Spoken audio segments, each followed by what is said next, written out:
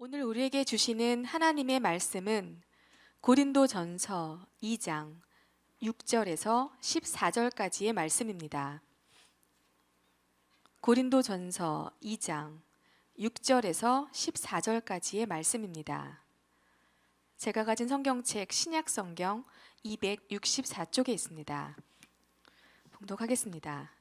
그러나 우리가 온전한 자들 중에서는 지혜를 말하노니 이는 이 세상의 지혜가 아니요 또 이 세상에서 없어질 통치자들의 지혜도 아니요 오직 은밀한 가운데 있는 하나님의 지혜를 말하는 것으로서 곧 감추어졌던 것인데 하나님이 우리의 영광을 위하여 만세 전에 미리 정하신 것이라.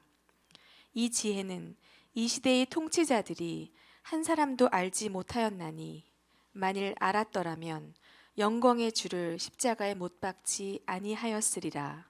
기록된 바 하나님이 자기를 사랑하는 자들을 위하여 예비하신 모든 것은 눈으로 보지 못하고 귀로 듣지 못하고 사람의 마음으로 생각하지도 못하였다 함과 같으니라. 오직 하나님이 성령으로 이것을 우리에게 보이셨으니 성령은 모든 것 곧 하나님의 깊은 것까지도 통달하시느니라. 사람의 일을 사람의 속에 있는 영 외에도 누가 알리요? 이와 같이 하나님의 일도 하나님의 영 외에는 아무도 알지 못하느니라.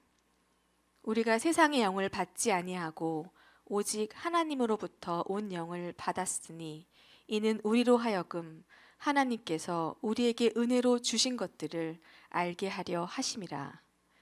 우리가 이것을 말하거니와 사람의 지혜가 가르친 말로 아니하고 오직 성령께서 가르치신 것으로 하니 영적인 일은 영적인 것으로 분별하느니라. 육에 속한 사람은 하나님의 성령의 일들을 받지 아니하나니 이는 그것들이 그에게는 어리석게 보임이요 또 그는 그것들을 알 수도 없나니 그러한 일은 영적으로 분별되기 때문이라. 아멘. 아멘. 말씀의 제목을 우리 함께 했으면 좋겠습니다. 시작. 그리스도인이란 성령인입니다. 할렐루야. 일단 제목부터 편안하게 얘기해 보면 그리스도인은 성령인이다. 그러니까 다른 말로 말하면 그리스도의 사람은 성령의 사람이다라는 얘기입니다. 어쨌든 성령의 역할을, 하나님의 영의 역할을 제가 성경에 기록된 것 외에는 말씀드릴 수가 없으니까 반대로 말하면 성령의 사람이어야 그리스도의 사람이다. 같은 말입니다. 그리스도의 사람은 성령의 사람이다. 성령의 사람은 그리스도입니다.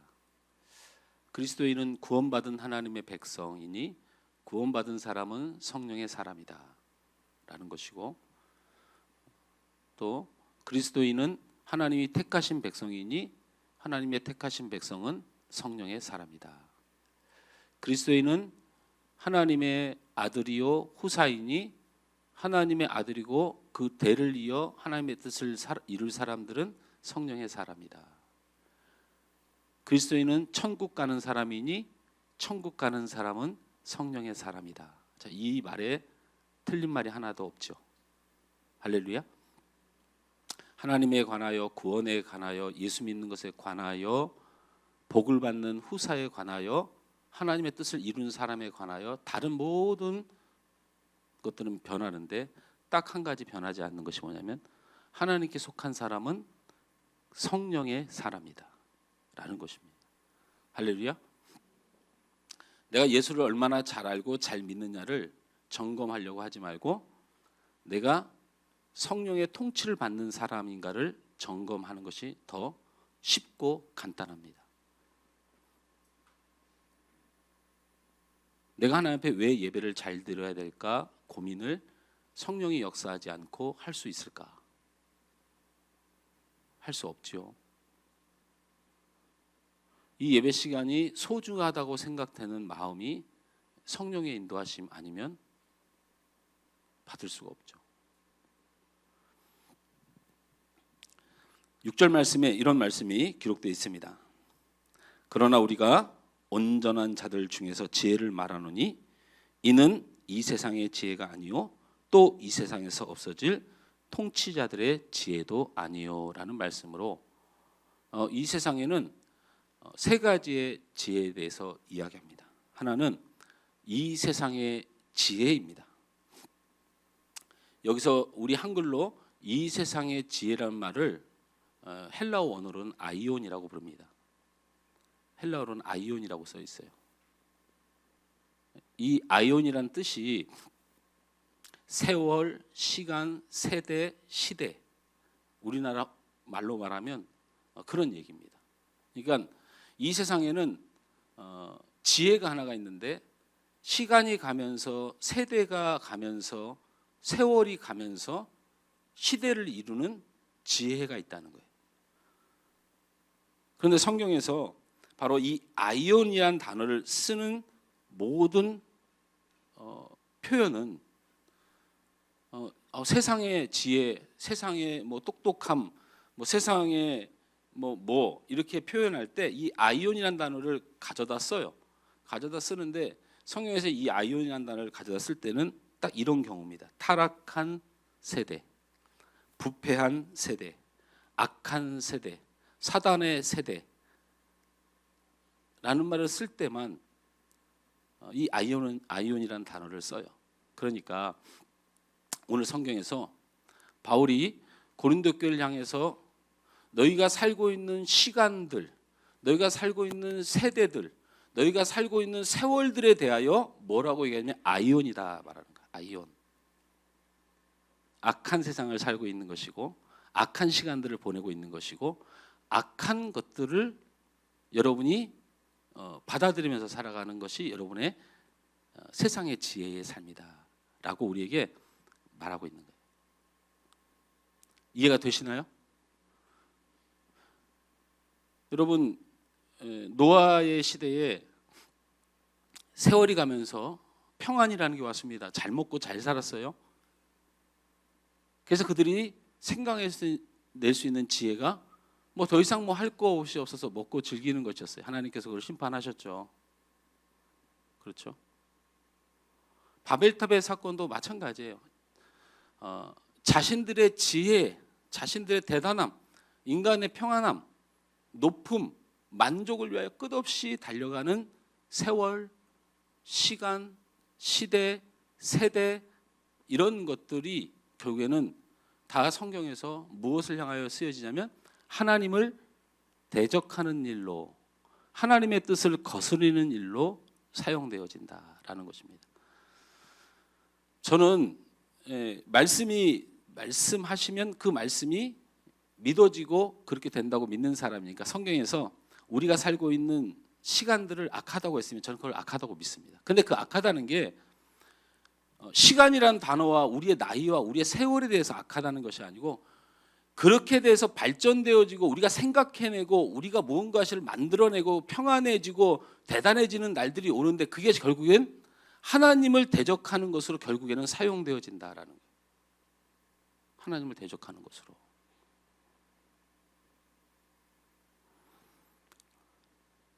너무 많은 이야기들을 할 수가 있지만 이 아이온의 세상을 여러분이 마음속에 새겨야 돼요. 세상이 발전한다고 다 하나님 영광은 아니다 라는 의미예요. 결국은 이 세상의 지혜 아이온은 세월이 가면서 좋아지고 발전해지고 편안해지고 하지만 우리는 나태해지고 하나님을 대적하고 기도하지 않고 우리의 능력을 의지하고 물질을 의지하고 그렇게 결국 그 세월이 흘러가서 결국 하나님을 대적하고 하나님의 불신앙의 세월을 살게 만든다 이 뜻이에요. 이 세상의 지혜가 그런 줄 아셔야 됩니다. 할렐루야. 편안해진다, 똑똑해진다, 과학이 발달된다, 대단해진다. 두 번째 지혜에 대해서 성경은 말합니다. 이 세상에 없어질 통치자들의 지혜라는 단어가 있습니다. 6절 말씀에 이 두 번째 지혜가 있는데 바로 세상에서 반드시 없어질 통치자들의 지혜라는 것입니다. 물론 바울이 이 말을 한 분명한 목적은 하나입니다. 이런 얘기예요. 통치자들이 있었고 예수님이 계셨는데 예수님은 가난한 자와 병든 자가 고통받는 자들을 보듬으면서 사셨는데 왜 예수가 십자가 달려 죽으셔야 했는가에 대한 질문이에요. 통치자들이 왜 그를 죽였겠는가?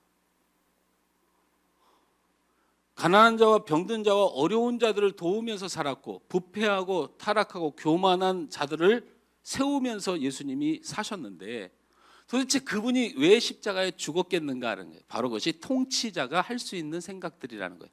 그 얘기는 무슨 얘기냐면 통치자들의 지혜는 자신의 안위와 영달과 유익을 위하여 예수님을 십자가에 못 박아 죽였다는 거예요. 근데 이게 그때 예수님 당시에만 있었던 일이 아니고 우리가 사는 이 시대에 정치하는 사람들, 통치하는 사람들의 본질이 어디에 있느냐를 말하는 거예요. 바로 자신의 영달과 안위와 유익을 위한 탐욕적인 통치라는 거죠. 이 세상의 지혜는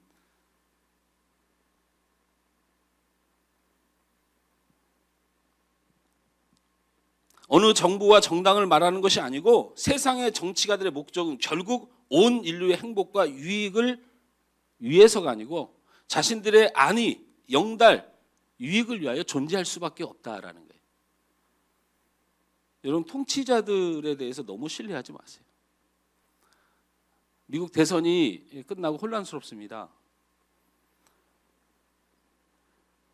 트씨가 되든 바씨가 되든 저는 관계가 없습니다. 어차피 그 나라를 위하여 자신들을 위하여 그리고 자신의 계획들을 위하여 어쨌든 이뤄나갈 사람이지 그분이 나와 온 인류를 위해서 무엇인가를 하는 그렇게 기대하지 않습니다. 우리나라 정부도 마찬가지입니다. 아무쪼록 하나님의 은혜가 있길 원할 뿐이지 어떤 정권이 와도 그들이 온 인류와 자신을 생명을 바쳐서 국민을 섬기긴 뭐 이런 건 사실은 마음속으로 착한 사람이 되어서 그건 가능하지만 성경적으로 보면 통치자들의 지혜는 결국에는 안위입니다. 영달이고 높임입니다. 자, 그런데 어쨌든 이 세상의 지혜라고 하는 것은 우리가 만들어낼 수 있는 세월과 시간이 가면서 얻을 수 있는 모든 신비스럽기까지 한 발전과 이 어떤 과학과 대단한 편리함들 이것들이 결국에는 우리가 하나님이 멀어지게 되고 하나님을 떠나게 되고 이런 일들이 벌어질 수밖에 없다라는.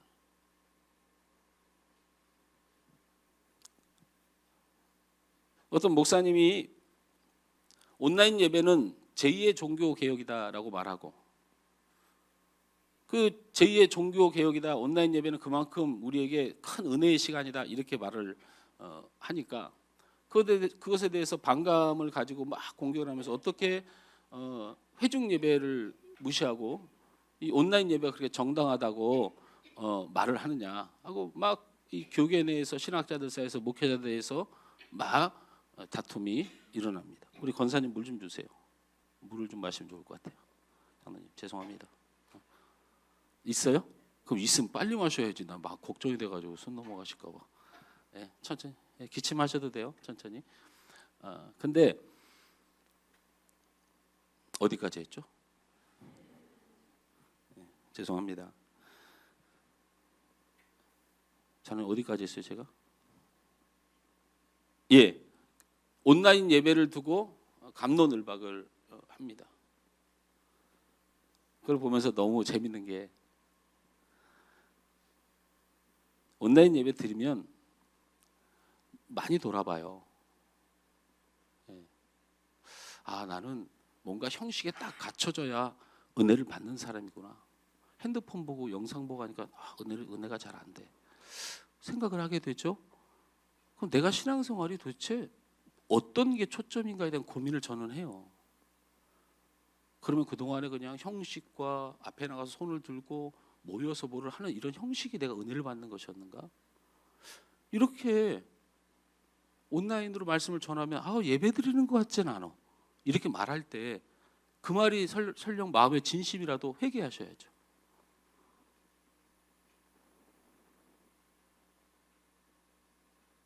그러니까 제2의 종교 계획이 맞는 말이고요. 맞는 말이고.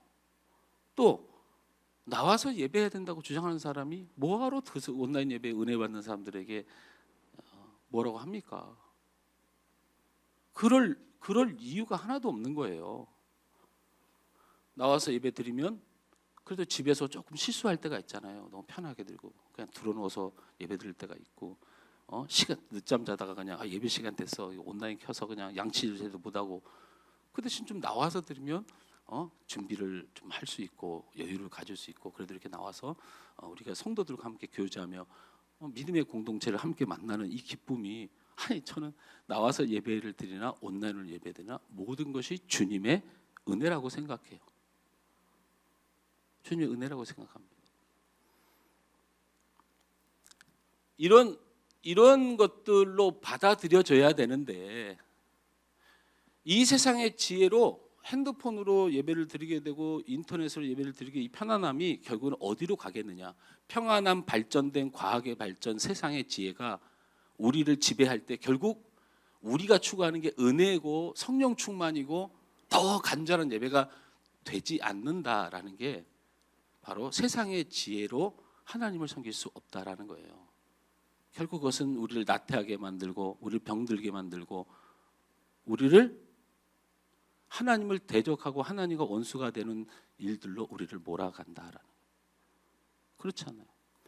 여러분, 제가 하루에 사람들을 설령 만난다고 하더라도 누구하고 대화를 할 때 좀 안 맞고 친구들하고 좀 다퉜어도, 제가 예를 들면 저희 장로님하고 어떻게 하다가 서로 마음이 좀 안 맞고 우리 성도가 안 맞다고 하더라도 제 마음속에 그냥 안 맞고 좀 기분도 좀 나쁘고, 그런데 생각해보면 나도 좀 생각해봐야 되고, 그렇다고 해서 그런 다른 말을 하거나 어떤 말을 하잖아요. 근데 이 자동차가 발달돼 가지고 제가 운전할 때 죄를 제일 많이 져요.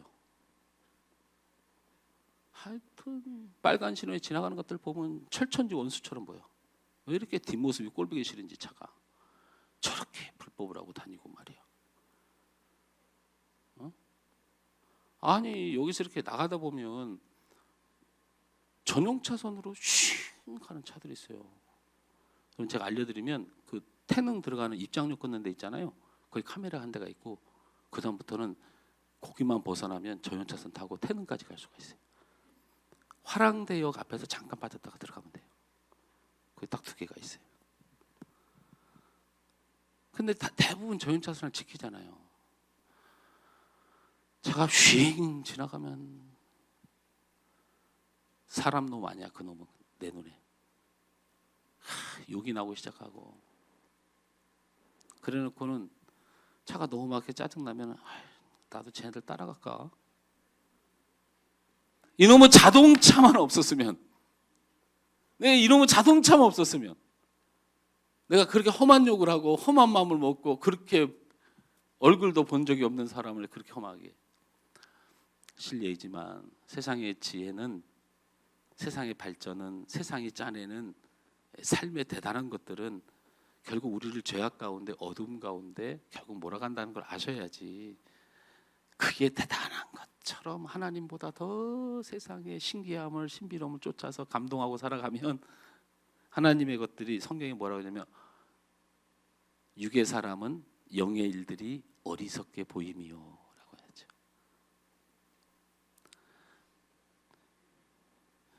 천국에 자동차 없을 것 같아요. 그런데 마지막으로 우리가 따라야 되고 우리가 가져야 될 지혜에 대해서 소개합니다. 우리 7절 말씀을 다 같이 읽습니다. 시작. 오직 은밀한 가운데 있는 하나님의 지혜를 말하는 것으로 곧 감추어졌던 것인데 하나님이 우리의 영광을 위하여 만세전에 미리 정하신 것이라 그랬어요. 들어보세요. 3번째 지혜는 하나님의 지혜를 말하는 거예요. 그런데 이 하나님의 지혜가 무엇인가를 말하기 전에 오늘 말씀을 그냥 말씀대로 정확히 보면, 하나님의 지혜라고 하는 것은 성령님이 주시는 현상, 마음이란 뜻이에요. 그냥 나중에 설명을 하겠지만 성령께서 주시는 마음, 성령께 주시는 현상이에요. 근데 이게 성령께서 주시는 마음과 성령께서 주시는 현상이라는 게 뭐냐면 예수 그리스도를 믿고 그 구원을 믿으며 그리고 하나님의 나라를 보게 되는 현상, 알게 되는 현상을 바로 하나님의 지혜를 통하여 얻을 수 있는 현상으로 봅니다. 그래서 성경에서 하나님을 믿고 예수님을 믿고 하나님의 나라를 믿는 사람 이 일이 누구로 말미암지 않고는 안 된다고 그랬어요?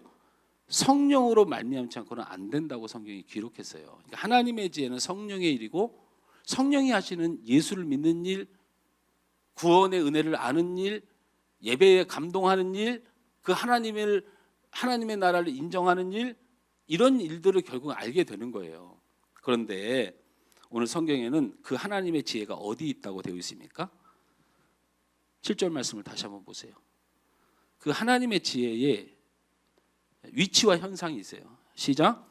오직 은밀한 가운데. 저를 보세요. 이게 은밀한 가운데 있다가 그러니까 조용히 내지는 살짝 아니면 뭐 옆으로 드러내지 않고 이런 뜻으로 아는데요. 여러분 하나님의 지혜 곧 성령의 역사 곧 구원의 확신 곧 천국 백성이 알아야 될 구원의 진리는 은밀한 게 아니고 비밀로 붙여졌다는 뜻이에요. 그래서 한글 성경이 굉장히 사람을 헷갈리게 해요. 여러분 은밀한 건요 이런 거예요. 형 집사님 안녕하세요. 이거 은밀해요 안 은밀해요? 안 은밀하죠. 그러면 이건 어때요? 형 집사 이거 은밀해요 안 은밀해요? 예? 이걸 은밀한 거라고 얘기를 해요. 은밀히. 장로님 10만 원만 줘보세요. 이건 안 은밀하죠? 장로님 10만 원만 줘보세요. 은밀해 보이잖아요. 은밀한 거래 같잖아요. 그런데 이게 은밀한이라고 써놨어요. 자, 말을 연결해 보면 하나님의 지혜는 성령의 역사를 말하는 것이고 성령의 역사가 하는 일은 예수를 나의 구주로 고백하고 구원받은 백성이 되는 확신의 마음을 말하는 거예요. 하나님의 지혜는 구원의 확신이에요. 성령의 역사는 구원의 확신이고 근데 구원의 확신이 은밀한 중에 있대요. 이 말이 무스테리온이라는 헬라어인데 여러분 이 말은 정확히 우리말로 말하면 비밀이란 단어예요. 은밀한 게 아니고 알 수 없다라는 거예요. 여러분 구원에 관한 일은요 경험되어지거나 설명되어지거나 가르쳐지거나 시간이 가면 되거나 예배 열심히 드리면 되거나 기도 많이 하면 되거나 구원받고 싶다고 내 마음에 각오하면 되거나 그런 일은 절대 일어나지 않습니다. 오늘 여기서 예배에서 20년 30년을 예배 드려도 하나님이 구원에 대하여 믿음에 대하여 확신에 대하여 비밀로 해놓은 이상 알 수 있는 자가 단 한 명도 없습니다. 예배를 통하여 구원받을 수 있는 자가 하나도 없습니다. 이거 목사님 이제 큰일 났네. 난리 났죠? 기도를 통하여 구원받을 사람이 하나도 없습니다. 우리의 선한 행동으로 구원받을 사람이 하나도 없습니다.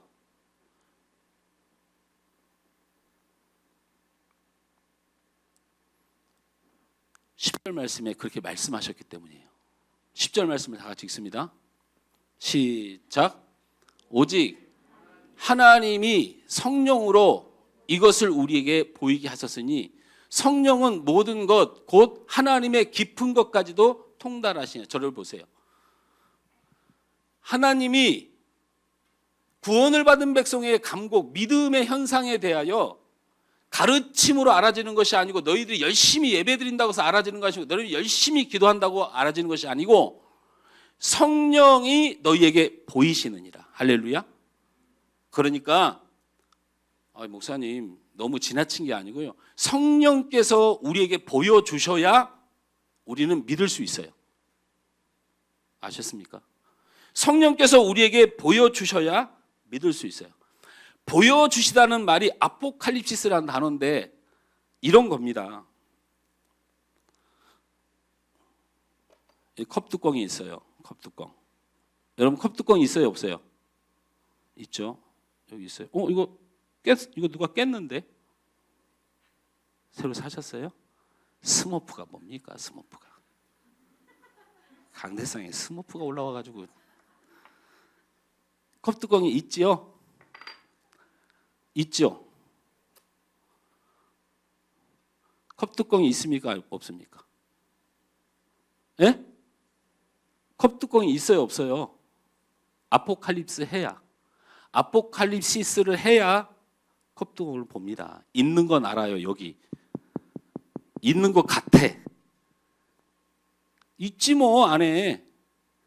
근데 성령께서 이 덮개를 벗겨주시는 아포칼립시스를 해야, 덮개를 치워줘야 여러분 실제로 이걸 보는 거예요. 이게 바로 하나님이 예수를 믿는 사람에게 주신 믿음의 일들이에요. 우리 성도들 중에, 우리 믿음생 오래 한 사람 중에요, 이 안에 컵이 있는 것처럼 믿음이 뭔지도 알고 구원이 뭔지도 알고 천국이 뭔지도 알고 예수가 뭔지도 다 알아. 근데요, 착각하는 사람들이 많아요. 이거 안 벗겨져 가지고 이걸로 목숨 거는 사람 없는 게 되게 많아요.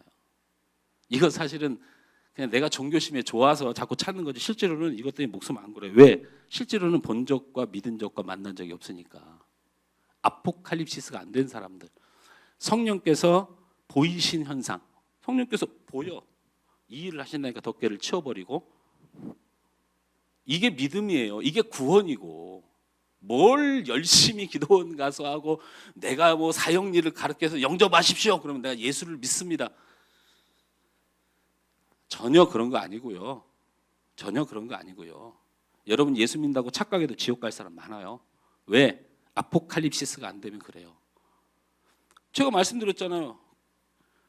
이 안에 컵 있는 거 모르는 사람이 어디 있어요? 컵 있는 거 모르는 사람이 어디 있냐고요. 근데 본 적은 없잖아요. 예수 있는 거 모르는 사람이 어디 있어요? 예수님 십자가 달려 죽은 거 모르는 사람이 어디 있냐고요. 왜 우리가 어렸을 때부터 그렇게 교회를 다녀도 믿음에 대하여 확신이 있네 없네, 내가 믿음대로 못 살는 이유가 뭐네 마네, 왜 그런 줄 아세요? 아포칼립시스를 안 당하니까, 성령에 하여 덮개를 벗겨준 역사가 없으니까 그냥 그렇게 두리뭉실하게 사는 거지. 아니 성격이 좀 못 될 수도 있고 인격이 좀 못 될 수도 있고 좀 그럴 수도 있어요. 근데 그 사람들 결국엔요, 이분 때문에 그냥 순종하고 순교하고 이분 때문에 살고 회개하고. 하나님인데 이분이, 이 스머프가 하나님이란 거 아니에요? 이게 아주 간단한 것 같지만 우리 중에 아직 가려진 예수, 가려진 하나님의 나라를 보면서 내가 예수를 믿고 하나님의 나라를 아는 듯 표현하는 경우가 있다는 거예요. 근데 이 아포칼립시스를 당한 사람은 어정쩡한 위치에 있을 수가 없어요. 하나님을 보고 성령을 만나고 예수를 믿고.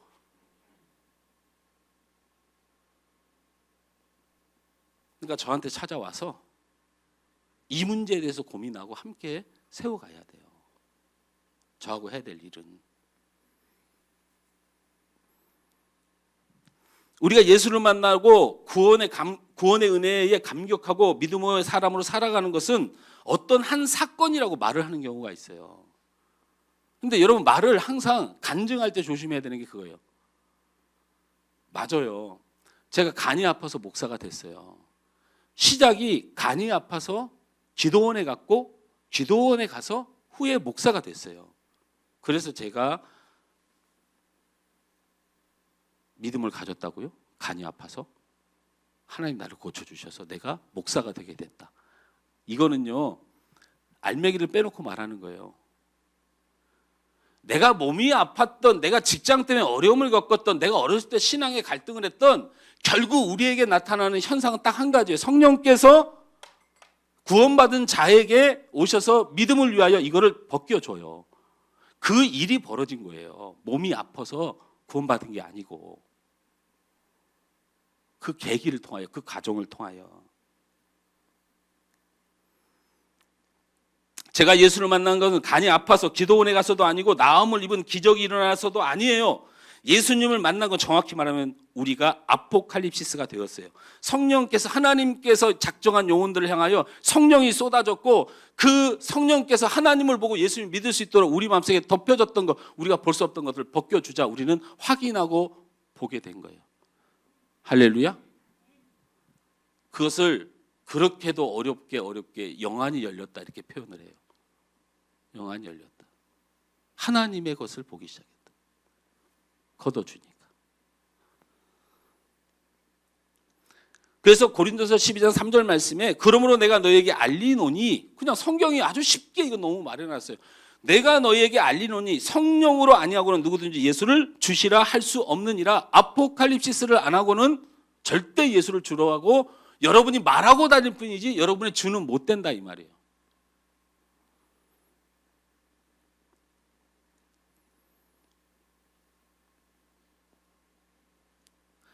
여러분 생각보다 진실을 쫓는 삶을 우리가 살아가는 것 같고 우리가 신앙생활이 굉장히 내가 어떤 진짜 신앙생활을 잘하는 것 같은 느낌이 들 때 솔직히 진짜인가에 대한 내 스스로 의구심 때문에 여러분 힘들지 않으세요? 여러분 2015년에 상하이의 그 도심가에 있는 무슨 큰 공원에서 그 빌딩에서 어떤 사람이 12월 31일 날 새해 맞이 행사를 하게 하여 그 많이 모인 사람들을 향하여 달러 뿌리는 사건이 한 번 있어요. 지붕 위에서 달러를, 미국 달러를 막 뿌렸어요. 미국 달러다 하고 미국 달러다 하고. 여러분 그 일로 그 달러 주스려고 35명이 죽고요. 42명이 장애인이 됐어요. 근데 그 달러를 보니까 나중에 알고 보니까 뭐예요? 가짜 그냥 돈이었던 거예요. 여러분은 마치 진짜를 붙들고 살아가는 것 같지만 우린 가짜에도 그렇게 목숨 걸고 살아가요.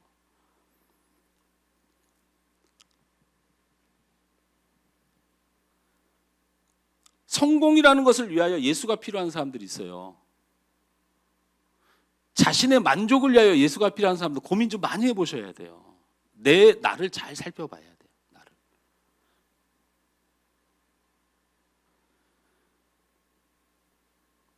물질의 문제라든지 이런 것만 되면 은혜가 넘치는 사람들이 있어요.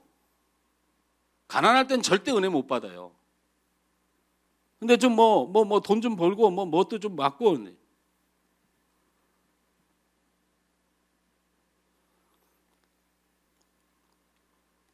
인생을 상처 가운데 갇혀서 그 상처를 가진 내 삶이 내가 만든 건 아니에요. 부모님 때부터 친구들과 관계와 내 살아온 인생 때문에 내 안에 상처가 되는데 우리는 그 상처로 인한 것 때문에 그것에 대한 반작용으로 세상을 사는 사람들이 거의라고 그래요.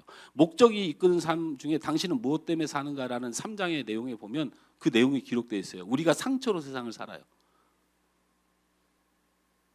여러분 상처로 세상을 살면요 반드시 다른 사람에게 그 상처를 줘야 만족이 된다는 거예요. 본인은 아닌데.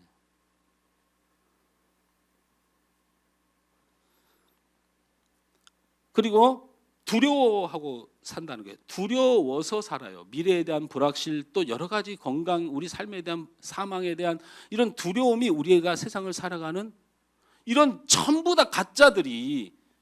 여러분 근데 하나님은 여러분의 인생을 계획하실 때 여러분이 두려움으로 살기를 원하시지 않아요. 하나님이 여러분의 인생을 그렇게 계획하셨겠어요?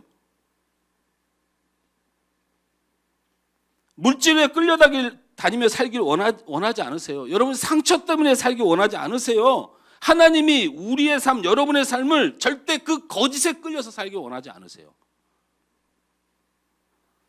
하나님은 여러분을 존귀한 자로 예수 그리스도의 십자가에 그 피를 쏟고 살을 찢어서까지 살리는 자로 여러분을 사랑하시고 계획하셨어요. 할렐루야.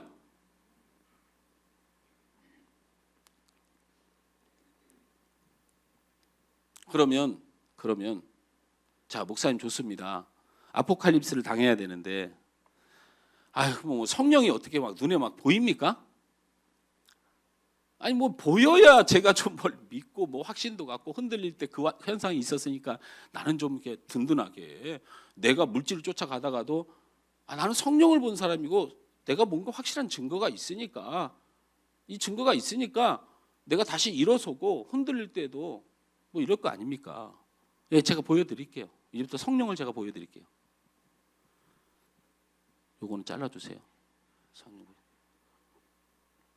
말이 그렇다는 거예요. 성령을 보여드릴게요. 12절 말씀을 다 같이 읽습니다. 12절 말씀. 시작. 우리가 세상의 영을 받지 아니하고 오직 하나님으로부터 온 영을 받았으니 이는 우리로 하여금 하나님께서 우리에게 은혜로 주신 것을 알게 하려 함이라. 저를 보세요. 성령을 보여드렸어요. 제가 뭘 보여준 거예요? 제가 그 우리 그 준혁이 수인이가 있는데 애들에게 손을 뗀 계기가 초등학교 4학년 때인가 우리 준혁이가 수학 문제가 산수라 그래요? 뭐라 그래요? 죄송해요. 산수는 라떼 세대가 말하는 거예요? 요즘은 뭐라 그래요? 초등학교 때 산수 같은 걸? 수학이라고 그래요. 초등학교 때부터?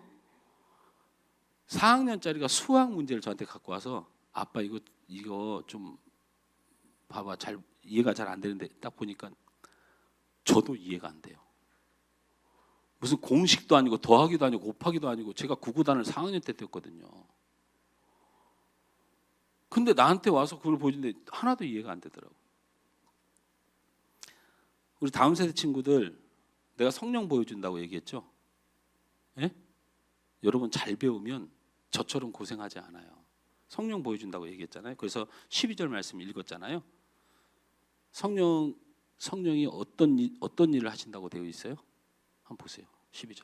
다 같이 다시 읽습니다. 우리가 세상의 영을 받지 아니하고 오직 하나님으로부터 온 영을 받았으니 자, 성령이 오는 영을 받으면 이는 우리로 하여금 하나님께서 우리에게 은혜로 주신 것을 알게 된다. 그러니까 성령이 임한 사람, 구원받은 백성은요 다른 일 안 일어나요. 성령을 제가 보여드린 거 뭐냐면 하나님이 내게 주신 은혜를 알게 된다. 하나님이 내게 주신 은혜가 뭔지를 정확히 아는 사람은 성령이 역사하는 사람이고 구원받은 백성이에요. 할렐루야. 우리에게 하나님이 많은 축복과 은혜를 주셨는데 그 하나님의 은혜를 은혜답게 여기고 있는가 나를 살피도록 성령께서 역사하셔요. 할렐루야. 그런데 많은 축복을 주셨는데 나에게 주신 축복이 왜 은혜가 되고 하나님이 주신 것이 아니라고 생각을 하고 그것에 대한 감사가 없냐면 우리는 그것을 당연하다고 생각하니까 그래요. 당연하다고. 하나님이 우리에게 특별히 주신 은혜를 성령께서 알게 하시는데 특별히 하나님이 내게 주신 은혜라고 생각하지 않고 당연하다고 생각해요. 그러면 하나님의 은혜를 볼 수 없어요. 성령 받지 못한 사람은 하나님의 은혜를 볼 수가 없다는 거예요. 자, 내가 숨 쉬는 것 당연한 겁니까? 특별한 겁니까? 아니 묻는 거예요. 내가 지금 숨 쉬는 것이 당연한 것이에요? 특별한 것이에요? 예. 사람은 다 숨을 쉬는 것이 정상입니까? 이게 하나님의 은혜가 아니면 내가 숨을 쉴 수 없다는 고백을 하면 그것이 내가 숨 쉬는 것이 당연한 것이 아니고 이것이 하나님의 은혜고 알게 되는 거예요. 이게 성령의 사람이 깨닫는 거예요. 내가 살아있는 것이 특별한 것입니까? 당연한 것입니까? 특별한 것인 것을 아는 거죠. 나에게 있는 가족이 특별히 하나님이 사랑해서 주신 것입니까? 아니면 당연한 겁니까? 하나님이 주신 것이 특별한 내 자녀고 특별하다 우리 부모님 내가 우리 부모님에게 난 게 하나님의 은혜고 특별하다 아니 잘 먹고 잘 살고 있냐고 물어보는 거 아니잖아요. 제가 부모님이 인격적이냐 자녀가 말을 잘 듣냐 제가 지금 그거 물어보는 게 아니고 우리 부모님이 하나님의 은혜로 특별히 우리 부모님 밑에서 내가 태어나게 됐다는 것을 그렇게 알고 있냐고 묻는 거잖아요. 이 교회가 여러분에게 하나님의 특별한 은혜를 주신 교회다. 그러면 여기 있는 목사는 성도가 특별한 성도인 거잖아요. 그래요, 안 그래요? 아니, 내가 여러분이 좋아한다는 뜻이 아니고 여러분을 하나님이 주신 사람이라고 하는 특별한 사랑하는 성도라고 생각하면 목사가 어떻게 해야 돼요? 잘 섬겨야죠. 잘 섬겨야죠. 근데 제가 지금 잘 섬기고 있어요?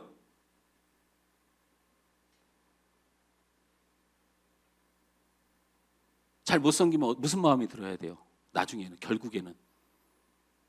하나님이 주신 특별한 성도인데 내가 잘 못 섬겨서 마음 아프게 하면 결국 내가 기도의 자리에 가면 내가 하나님 앞에 회개해야 되잖아요. 그런 역사가 일어나는 사람이 성령의 사람이라는 거예요. 아이, 그 인간 진짜 말 안 듣는다. 그냥 내보내, 그냥 쫓아버려, 그냥. 이래놓고 회개하는 마음도 안 들고 마음에 가책도 안 들고 성령의 역사도 안 통하는 사람이 어떻게 구원받은 사람일 수 있어요? 아니, 무슨 구원을 그냥 어디 이제 뭐 영이라고 하니까 저 먼 데서 갑자기 뭐 따오는 무슨 별처럼 생각하지 마세요. 그냥 당연히 일어나는 거예요. 당연히. 당연히.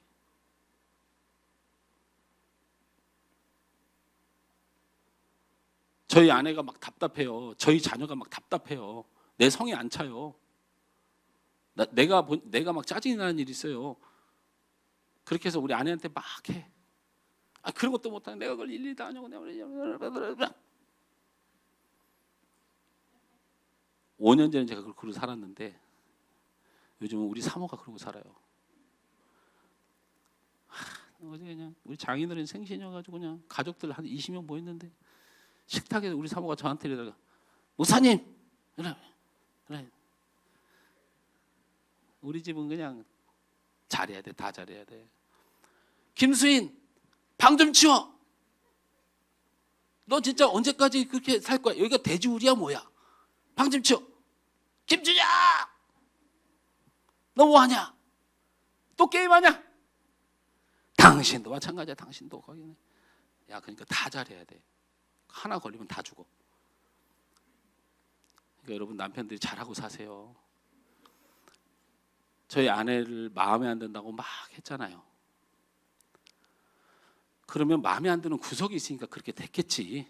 그런데요, 성령의 사람 구원받은 백성은 어떻게 그 현상이 일어나냐면 내가 너에게 준 나의 특별한 선물이 네 아내인데 내가 준 선물이 마음에 안 들어도 네가 나를 경외함으로 그 준 거를 귀하게 여겨야 하는 것이 믿음 아니냐고 내 마음을 빵 때려요. 그러면 내가 아내한테 미안한 마음이 들고 그냥 미안해, 귀한 사람이니까, 특별한 사람이니까. 여러분, 이 성령이 무슨 뭐 어디를 하늘을 날아다니고 이렇게 설명을 하는 내용이 아니고 하나님이 주신 은혜로 알고 감사가 일어나는 거예요. 오늘 추수감사절 이날에 여러분이 구원받은 백성이냐 성령의 사람이냐 고민할 것이 없어요. 하나님께서 나를 통치해. 분하고 억울하고 속상한데 하나님이 나에게 통치해. 나 너한테 그렇게 하라고 하지 않았지 않냐? 사랑하면 안 되겠냐? 이해하면 안 되겠냐? 붙들어주면 안 되겠냐? 네가 잘못했다고 하면 안 되겠냐? 그래, 그 영혼 다른 사람한테 맡길 수 없어. 네 남편으로 줬잖아. 사모님 아니면 제가 어디서 치료를 받겠습니까? 하나님이 사모님에게 저를 맡겼는데 사모님 저를 그렇게 하면 안 돼요. 이거야. 이걸 알게 된다고. 성령께서 주시는 걸 확실히 알게 돼. 믿어지십니까? 믿어지십니까? 저는 우리 성도들이 헛된 것을 쫓지 말고 말씀을 쫓아 그 말씀을 붙들고 믿고 내가 너무 당연한 것으로 여기면서 살았던 것이 특별한 것인데 당연히 여기다 보니까 멸시하고 함부로하고 회개 안 하고 그렇게 값없이 취급했는데 특별하게 하나님 주셨다고 생각하니까 이제는 생각이 달라져서 내가 잘못됐으면 회개해야 되고 내가 힘들겠으면 뉘우쳐야 되는 일들이 벌어지는 것이죠. 13절 말씀을 다 같이 읽습니다. 시작. 우리가 이것을 말하거니와 사람의 지혜가 가르치는 말로 아니하고 오직 성령께서 가르치는 것으로 하니 영적인 일은 영적인 것으로 분별하느니라. 성경이 육적인 것입니까? 영적인 것입니까? 아니, 성경 지금 우리가 읽었잖아요, 방금. 영적인 것입니까? 육적인 것입니까? 영적인 것이에요. 성경 공부를 하고 설교를 들을 때요, 하나님의 역사가 일어나는 이유는 내가 여러분에게 잘 가르쳐서 생기는 일이 아니에요. 여러분, 저의 논리와 저의 설명으로 이해가 되는 건 도움이 되지만 사람이 변한다고는 착각하지 마세요. 하나님의 말씀을 전하는 설교와 성경을 가르치는 일은 육적인 일이 아니고 영적인 일이에요. 성령을 보여주는 두 번째로, 성경이 보이면 그 사람은 성령의 사람이에요. 저 목사들로 여태까지 살았어요. 성령 받기 전까지, 청년 때까지 매 수요일, 금요일, 주일 예배 드렸습니다. 하나님 말씀이 나를 울리고, 그냥 사람의 감동 말고요. 우리 뭐 아내가 이렇게 해서 병이 걸렸는데 그게 은혜라고 다 울어 이거 말고, 예수님 얘기가 나오면 가슴이 너무 찢어지고 고맙고 잘 살고 싶은데 잘 안 되니까 힘들고, 하나님께서 말씀으로 서로 사랑하라 했는데 사랑하지 못한 영혼들과 사랑 못하는 내 마음을 두고 눈물이 흘리는 이런 역사가 마음속에 일어나고, 나를 믿으니 하나님을 믿으니 또 나를 믿으라 라는 말씀 한마디에 전능하신 하나님을 내가 온전히 모시고 못 산 부분을 가슴을 치는 이런 현상들, 말씀 하나가 사람의 지혜가 아니고 하나님의 영으로 역사하고 성령으로 역사해서 믿어지고 감동되어지고 막 흔들리는 거, 이 사람은 성령의 사람이에요. 왠 줄 알아요?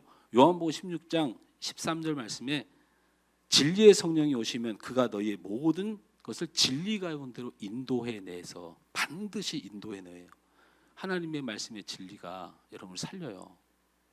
할렐루야.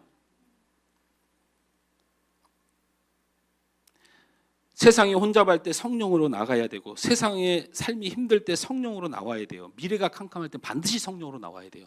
미래를 찾을 때 성령으로 나오셔야 돼요. 성령이 여러분이 가야 될 진리의 길로 여러분을 인도해요. 일단 그걸 믿으세요. 믿어. 아유, 나는 재능도 없고 나는 돈도 없고 나는 환경도 없고, 이거 제발 좀 육적으로 다 계산해서 마음 평안 얻으려고 하지 말아요. 있는다고, 육적으로 보인다고, 내 실력이 된다고, 내 환경이 된다고, 여러분이 행복해질 수 있다면 제가 여기서 왜 설교를 하고 여러분하고 하나님 말씀을 나누겠어요? 그렇게 하죠. 돈 잘 버는 법, 잘 사는 법, 그렇게 하죠. 어제 우리 가족들 모였는데, 처가 가족들 모였는데, 야, 진짜 이 아파트로 사서 돈 벌어서 저 아파트로 옮기는 꿈들이 대단하고, 그래서 나도 막 흔들리더라고, 마음이. 우리 그 제부 뭐라고 해야 돼? 동서들 보니까 참 지혜로워요. 이렇게 보니까 똑똑하기도 하고. 그래서 이제 뭐 샀다가 그냥 돈 벌고 샀다가 돈 벌고 이러니까, 한 모씨가 저한테 그러더라고요. 여보, 우리도 살까? 아휴, 우리 장인어른, 장모님, 애들 그 밥상에 다 둘러 있는데 한 모씨가 여보, 우리도 살까? 그러더라고. 그래서 내가, 목사가 돈 번다고 투자하고 쓰고 그럼 살면 되겠어? 목사가? 한참 또 시간이 나서 얘기를 하는데 또 누가 돈을 막 버는 얘기를 해요. 그러니까 또 한 모씨가, 여보, 별내에 뭐가 들어오는데 거기다가 우리 저기 뭘 넣을까? 내가, 목사가 이해하고 알아요. 누구를 정죄하고 누구를 힘들게 하려고 이 말을 하는 게 아니고요. 열심히 살고 최선을 다해서 살고 하나님이 내게 이 땅에 생명을 허락하는 우리 자녀들과 우리의 삶을 위해 최선을 다하는 건 하나님의 나라를 누리는 삶이니까 저는 그건 인정해요. 근데 그것 때문에 사는 게 문제예요. 앞이 캄캄하고 미래에 잘 되고 싶으면 세상 지혜를 막 쫓고 세상 것에 든든히 세웠다고 하는 순간 하나님이 반드시 밥에 치듯이 쳐버린다니까. 그러니까 그 기초는 안 돼. 죽어도 안 돼. 그것만은 하지 말아요. 그냥 하나님 앞으로 가세요. 성령 앞으로 가요. 여러분의 몸이 아프건 여러분의 삶에 신음이 있건 일단 하나님 앞으로 가세요. 사람들이 해결해주고 세상이 해결해 주시는 여건이 벌어지더라도 일단 하나님 앞에 내가 평안해야 돼요. 성령의 인도하심을 받지 않으니 혼란스럽고 힘들고 캄캄하고 답답하고 불안한 것이에요. 성령의 인도함을 받을 때 우리 앞에 장애물은 장애물이 아니고 디딤돌이라고 불러요. 거센 풍랑이라고 하지 않고 우리를 빨리 가게 하는 힘이라고 얘기해요. 반드시 그렇습니다. 말씀을 맺습니다. 말씀을 맺으면서 여러분에게 이 한 주간 동안 제가 우리 성도들에게 만나는 성도들, 예배하는 성도들에게 던졌던 큐티이고 묵상에 관한 이야기예요. 여러분에게 한 가지 여쭤보는데 여러분은 잘 사는 것이 목적입니까? 믿음으로 사는 것이 목적입니까? 대한 이야기를 하는 거예요. 여러분이 잘 사는 것이 목적이면 설교가 무슨 소용이 있고 예배가 무슨 소용이 있고 죄송하지만 예수가 무슨 소용이 있나요? 그러나 우리가 믿음으로 사는 것이 목적이라면 말씀이 중요하죠. 예배가 중요하죠. 하나님의 성령의 역사가 중요하죠. 잘 살기 위해서는 돈을 어떻게 벌 것인가, 어떻게 이길 것인가, 어떻게 남보다 높아질 것인가를 연구하면 잘 살게 되는 거예요. 그러나 우리가 믿음으로 사는 사람이라면 성령의 역사에 순종하는 거죠. 내가 장로님을 눌러서 이겨서 기분이 좋으면 그건 잘 사는 거지만 내가 장로님한테 죄송합니다. 장로님 미안해요. 진짜로 미안하고 내가 참 좋아하는 장로님. 하나님 앞에 성령께서 그를 높여주고 그를 섬기고 그를 위해 줘라. 믿음으로 사니까 사람의 가치는 떨어질 수 있어요. 우리가 믿음으로 살려면 우리에겐 하나님의 지혜가 필요하고 성령의 은혜가 필요합니다. 우리에겐 말씀이 필요합니다. 우리에게 복음이 필요한 거예요. 잘 사는 데 필요한 게 아니고 믿음으로 살려면 그게 필요한 거예요. 믿음의 삶은 절대로 혼자 가면 안 됩니다. 반드시 성령과 함께 가셔야 됩니다. 내 마음이 이끄는 대로 살아왔지 않습니까? 내 기분대로 결정하고 말하고 살았어요. 내 욕심대로 내가 원하는 대로 세상을 살고 있지 않습니까? 근데 이제는 성령과 함께 가세요. 그 길이 여러분이 사는 길이고 그 길이 하나님의 뜻이 이루어지는 길이고 그것을 세상용으로 반드시 받는 축복의 길이라고 말씀드립니다. 오늘 이 찬양 함께 하면서